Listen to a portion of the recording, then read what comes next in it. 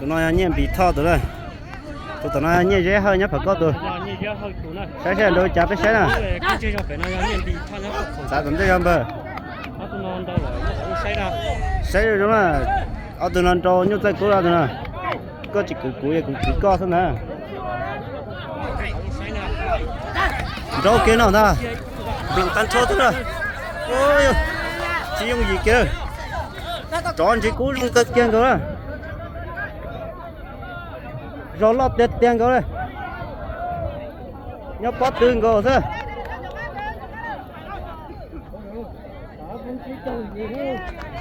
chính xác trở lại cũ tụi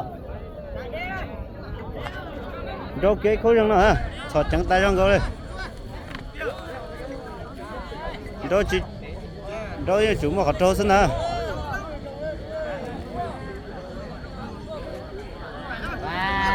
không nhận được à chỉ lá ơi thế à của tôi chỉ của sẽ của tôi chỉ lấy lính nha đây ôi yo cứ cái tên nó là cho cái của mình gì á chỉ học từ rồi dân kia nào